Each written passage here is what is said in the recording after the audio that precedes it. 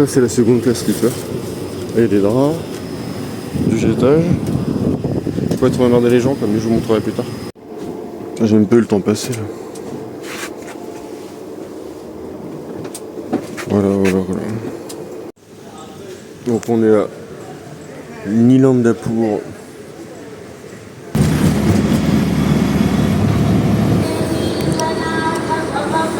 Ça c'est du bus. Magnifique. 180 roupies pour cette ride, je sais pas combien de temps. Non mais le bus, on dirait qu'il est en alu, c'est incroyable. J'avoue, je savais pas du tout à quoi m'attendre comme bus, mais c'est marrant. Encore une fois là c'est très agréable parce que c'est le matin, qu'il est même pas 7h du mat. Une journée ça va être un peu l'enfer là-dedans.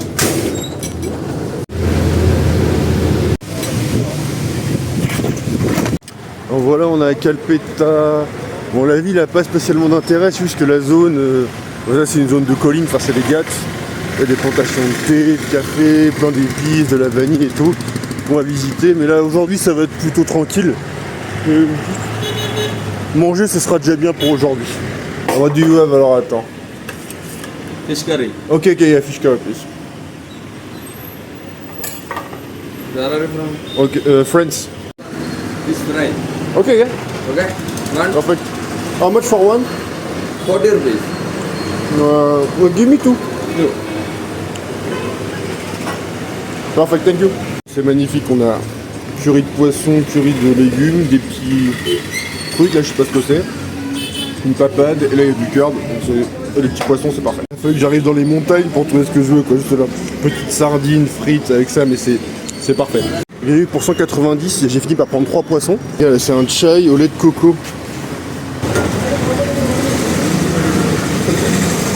C'était pas du tout un chai basse coco, c'était un chai normal, mais je sais pas d'où c'était l'odeur de coco. Et en fait, il n'y a pas de marché, c'est que des boutiques. Donc je verrai là, au gré de ce que je trouve. Sacré citron. C'est exactement le bus que j'ai pris tout à l'heure là. C'est plutôt dans une vallée. En fait, on domine pas les environs, donc on voit pas vraiment le paysage. Enfin bon, ça, c'est pour demain. Évidemment, je suis de retour. J'adore tous les ustensiles de cuisine là en laiton. C'est super beau.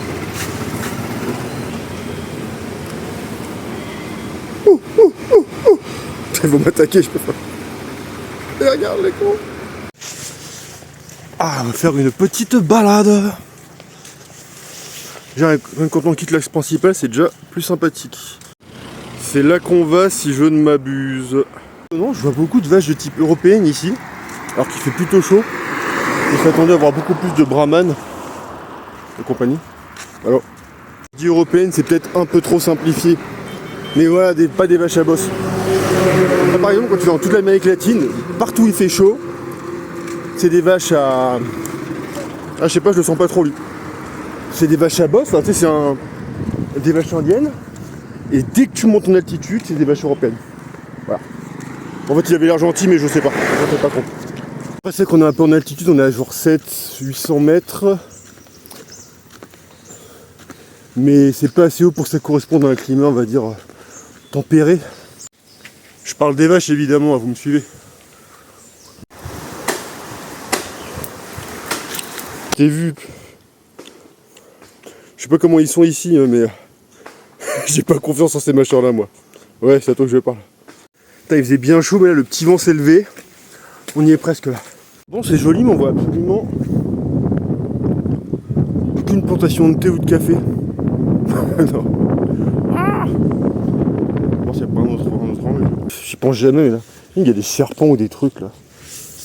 Cette espèce de câble qui m'a fait penser. Ah, attends, la première fois de ma vie que j'ai une sangsue, là. Ça... Regardez-moi cette sale bête, là. Ah, ça me dégoûte. Ça a l'air d'être quelque chose de bouddhiste. Mais c'est un truc jain. Et j'avoue, le jainisme, je savais même pas ce que c'était avant d'aller en Inde la première fois. Je m'en suis rendu compte quand j'ai visité un temple à Jaisalmer. En gros, c'est un truc plutôt proche du bouddhisme, genre donc c'est axé sur la non-violence, mais vraiment là, c'est vraiment axé sur la non-violence. Et genre jusque dans les plus petits actes du quotidien, machin. Et ils ont pas de dieu, mais ils ont 24 grands maîtres. Oh chut le chien là. Très agréable. Bon normalement ce qu'il faut faire ici c'est genre prendre un tuk-tuk ou un tour opérateur pour aller voir les environs. Mais j'avoue j'avais pas envie de payer un tuk-tuk et de passer toute la journée à faire des tours pour prendre une photo d'une pauvre cascade.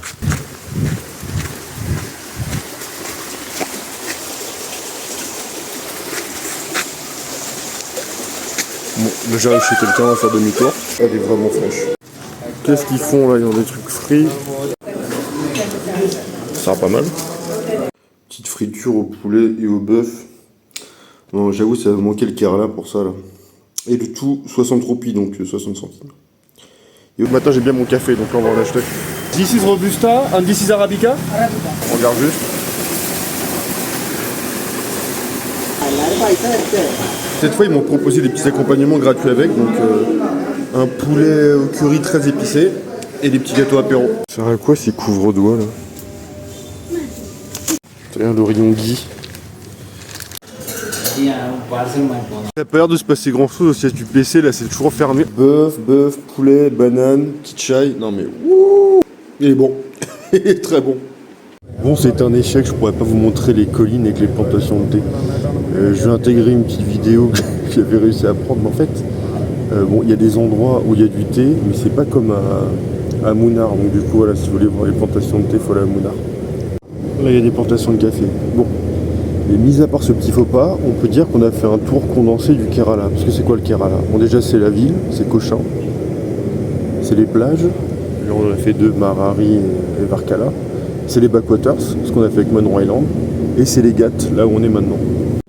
Je sais que vous pouvez pas tous vous permettre de faire 2 mois de vacances. Mais franchement, en 2 semaines, vous pouvez faire un petit tour du Kerala, comme ça. Et le tout pour moins de 800 €, là j'ai calculé. Par exemple, les vols aller-retour, moi j'ai pris un vol seulement aller qui m'a coûté 303 €. Mais j'ai regardé, là il y a vraiment des allers-retours entre Paris et Cochin qui coûtent 530 allers-retours avec bagage en soute. Après, donc si on part avec une base de 7,5 € de nuit, par nuit en chambre privée, plus 5 € par jour de bouffe, et moi j'inclus les 15 € de transport que je vais, mais vous ça devrait être moins si vous allez seulement jusqu'à Munnar parce que c'est au niveau de Cochin. En tout il y en a pour 732,5. Mais voilà, on va faire on va arrondir à 800 si on va ajouter les mousses et les petits extras. Mais ouais, franchement pour moins de 800 €, vous pouvez vous faire 2 semaines de cet endroit magnifique. Il y a un visa, une seule entrée en Inde, un e-visa. C'est bon, c'est comme toujours avec les applications indiennes, c'est galère à faire, mais si on s'y prend à l'avance, ça va.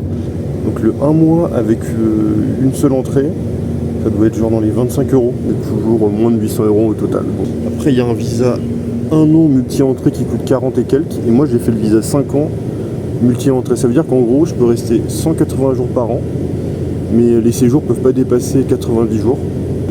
N'attendez pas les gens pour partir. Enfin, je veux dire, si vous avez envie de partir, faites-le, vous avez rien à perdre, surtout pour 2 semaines quoi. Enfin bref, hein, le voyage continue là, évidemment. Et on se voit à Bangalore. Bisous.